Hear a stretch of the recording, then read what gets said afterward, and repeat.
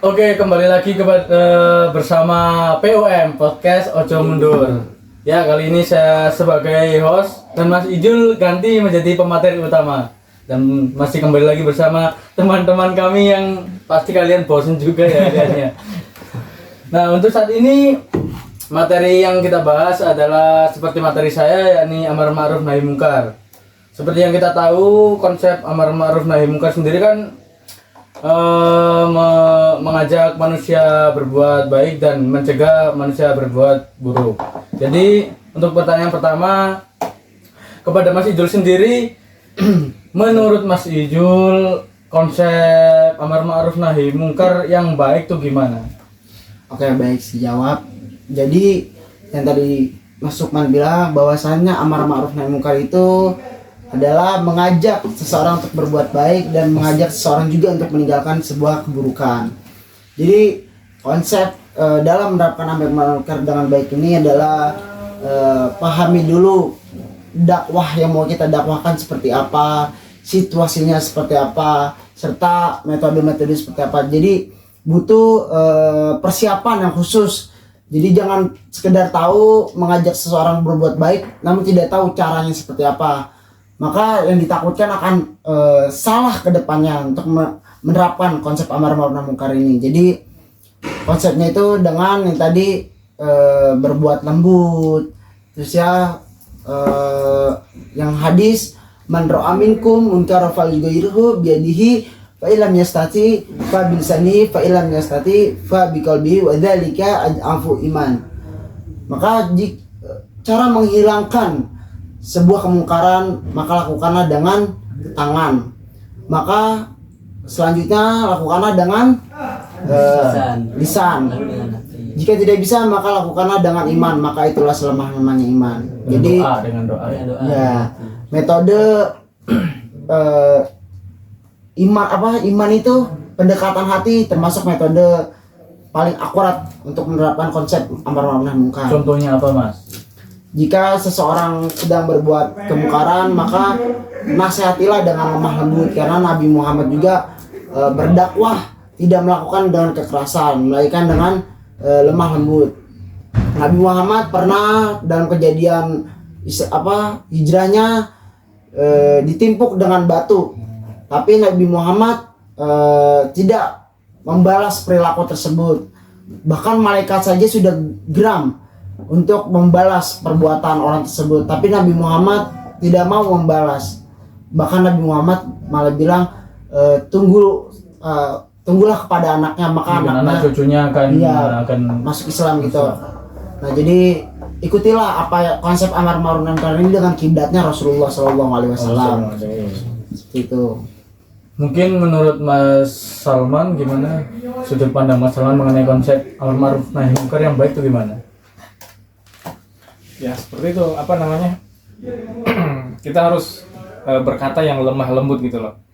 Yang kita harus, kalau kita berdakwah kita harus mengedepankan etika atau akhlak yang baik gitu loh, agar apa yang kita sampaikan kepada orang tersebut itu masuk gitu loh, agar diterima dengan lapang dada gitu loh. Tidak hatinya tidak menolak gitu, karena tidak terpaksa gitu ya. Tidak terpaksa, seperti kayak tidak dihakimi gitu loh.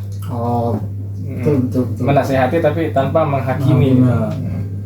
Mungkin dari Mas Mustafa, sudut pandang Anda terkait konsep Amar Ma'ruf Nahi Munkar yang baik itu gimana? Ya, untuk berbuat kebaikan kan juga pasti banyak jalannya juga, karena menuju kebaikan itu kan karena banyak jalannya gitu.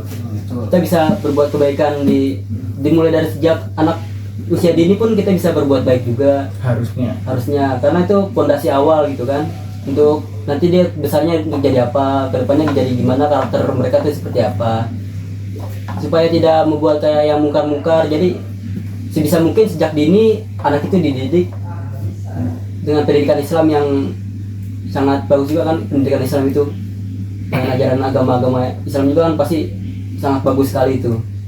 Jadi biar kedepannya atau di masa depannya anak itu tidak menjadi seseorang yang mungkar gitu atau berbuat kemungkaran segala macam. Baik. Gimana? Cukup Cukup. Ini saya boleh nanya nggak ini? Boleh, silakan. Nah, kan dalam konsep amar ma'ruf nahi mungkar kan mengajak orang kepada kebaikan dan mencegah keburukan gitu kan. Nah,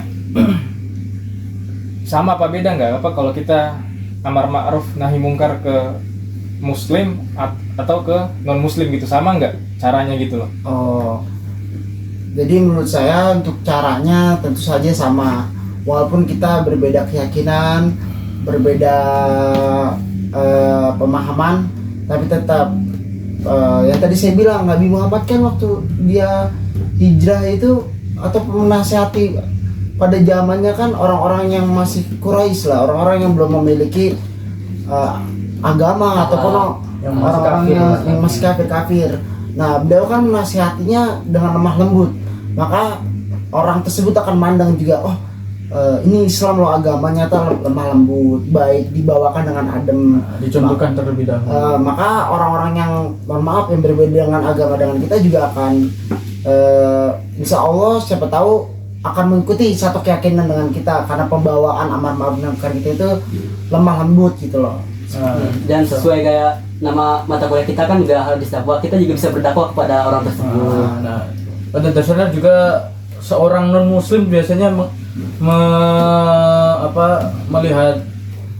melihat Islam itu dari kelakuan seorang muslim itu sendiri. Jadi misal seorang muslim itu mencerminkan kelakuan yang baik, maka orang non muslim juga sudut pandangnya akan baik terhadap Islam gitu.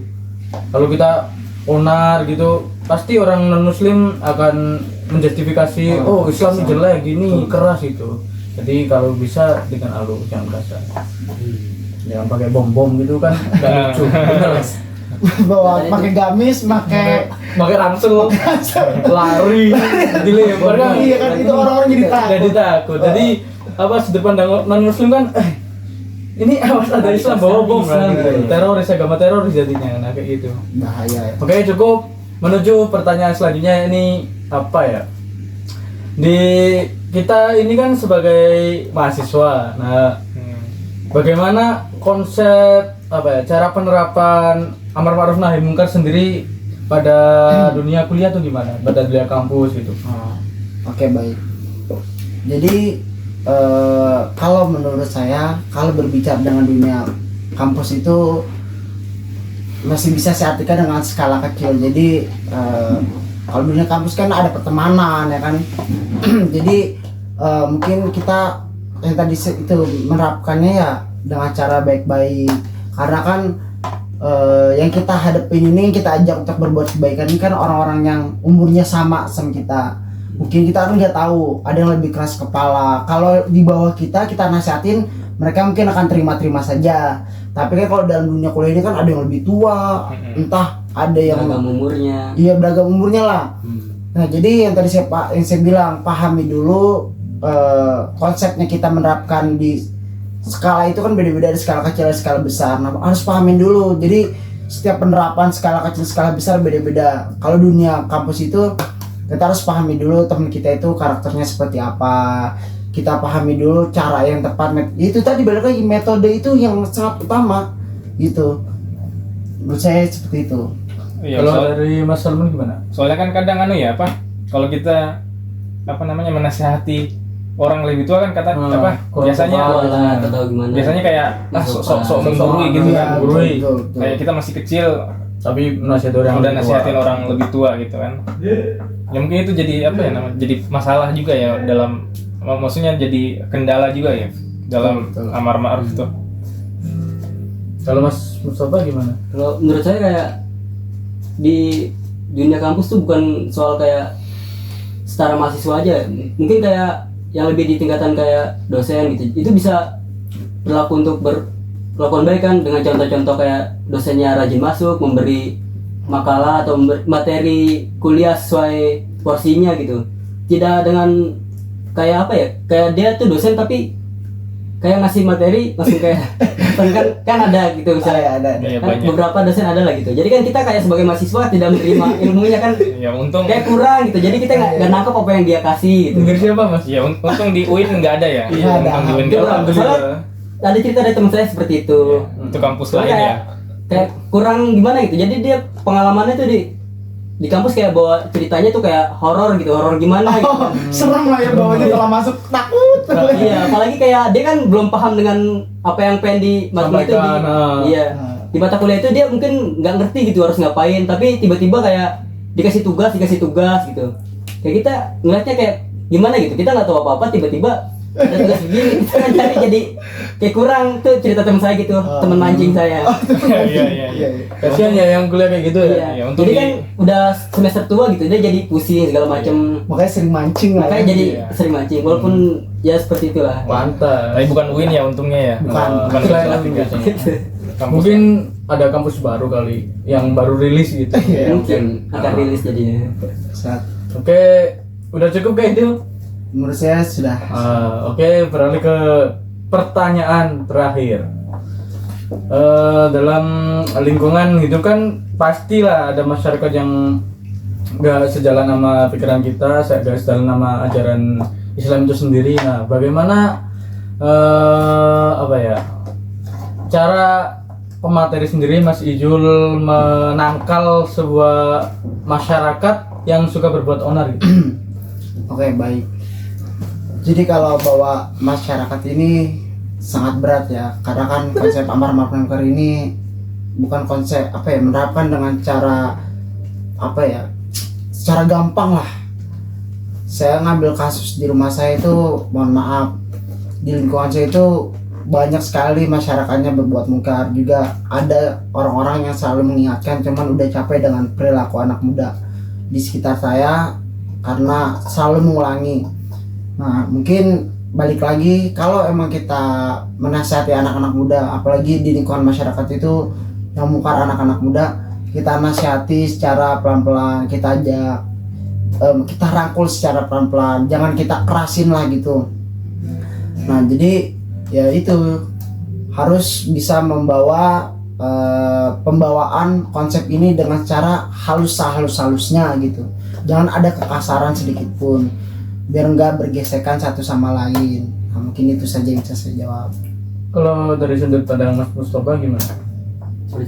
Kayak misal cara menanggulangi masyarakat yang sering berbuat onar gitu, kayak masa muda-muda sekarang kan motoran pakai geber-geber kayak gitu. Nah, Itu gimana? kayak di setiap gang daerah saya kayaknya banyak itu. Ya, itu gimana cara Kalau misalnya mencoba? dengan cara kekerasan mungkin kita pengen kayak main tangan, mungkin bisa main tangan kayak bilang lah gitu. Kayak kalau misalnya penegak hukum kan pasti kalau misalnya ketemu di jalan itu kan langsung dipotong ya knalpot yang bising itu. Itu kan kayak di sana berbuat onar segala macam kan mengganggu ketenangan masyarakat juga kan. Iya.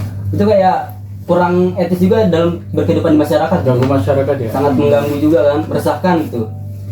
Itu kayak apa nih? Kayak kurang dididik juga mungkin orang itu. Mungkin masa kecilnya kayak dia bangor atau kayak gimana. Bandel lah ya. Bandel ya. Kurang arahan orang tua mungkin.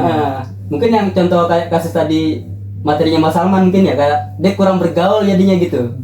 Kayak nggak baik gitu di masa besarnya itu. Mungkin juga korban rohum. Mungkin bisa ya. Mungkin jadi kayak gitu. Jadi kayak nggak etis aja buat anak muda apalagi kan udah bandel gitu, bukannya dia sekolah lah atau belajar atau gimana buat memperbaiki akhlaknya minimal kan seperti itu. Oh, baik. Kalau menurut Mas Salman gimana cara menanggulanginya? Yang anak-anak bandel itu ya. Iya ya, kayak masyarakat yang sering buat onar gitu. Ya kalau saya sih dinasihatin aja terus gitu loh. Kalau nggak bisa gimana Mas? Kalau kan kita berwajib Tetap lah ya. terus ya kan, Iya, karena kalau sesuai hadis yang tadi disebutin Mas Ijo kan selemah-lemahnya 5. adalah menggunakan hatinya gitu. Ya pokoknya kita nasihatin terus gitu loh. Apa namanya? Konsisten gitu loh, terus menerus gitu loh. Kalau misalkan masih bandel, itu nggak apa-apa terus menerus. Tapi misalkan kalau nakalnya ini Kelewatan. kalau nakalnya ini udah merugikan orang lain, nah itu baru Kekerasan berapa? Ada tindakan lapor ke polisi lah atau ke RT yang berwajib gitu kan. yang berwajib. Tapi kalau misalkan apa namanya? Kenakalannya itu dia sendiri gitu loh, kayak apa ya misalnya Cuma kenakalan. orang itu yang lebih pasif banget di situ lah gitu, aktif Iya. banget di situ. Nah itu ya dinasehatin aja terus menerus gitu loh. Kecuali kalau misalkan udah ganggu yang lain, nah itu baru kita lapor gitulah. baik. Lapor ke Gitu. pihak. Tapi yang penting jangan main hakim sendiri gitu loh. Oh iya itu kan juga jangan. Kalau yang itu kata-kata kayak gini, Anda rusuh di sini, kami pukulin di sini, baru saya polisikan tuh gimana? Setuju gak kalian? Kami pukulin di sini, baru saya polisikan. Ya kalau udah onarnya terlalu parah memang memakan korban mungkin wajar lah ya ada Ya, orang yang geram sampai ini. Ada kan tuh buat pendidikan dia juga didikan jalan lah namanya Kalau itu. biar dia sadar gitu ya. Iya. Kalau dia salah. Mungkin di tempat kalau misalnya ada statement kayak gitu mungkin di tempat lokasi tersebut emang mungkin bersih dari keonaran tersebut, jadi dia emang pengen sama sekali tidak ada gitu. Atau mungkin kemungkinan kedua di tempat itu udah terlalu sering, jadi perlu dibuat statement itu biar tidak ada masalah berikutnya lagi. Gimana? Udah. Udah cukup. Oke, ini sedikit perbincangan kami. Untuk materi selanjutnya mungkin ada lagi, tapi entah siapa. Terima kasih sebelumnya. Stay tune. Stay tune kata Mas Ijul. Mungkin Mas Ijul sendiri yang jadi host dan jadi pemateri juga sendiri. Capek. Mungkin bisa jadi. Closing statement, Mas Ijul. Ya, kata-kata dulu Mas Ijul. Kata-kata hari ini ya yang tadi udah dijelaskan, dekatilah seseorang dengan hatinya maka engkau akan dapatkan cintanya. Asik. Oke, itulah kata-kata penutup dari Mas Ijul. Terima kasih. Assalamualaikum warahmatullahi wabarakatuh. Waalaikumsalam warahmatullahi wabarakatuh.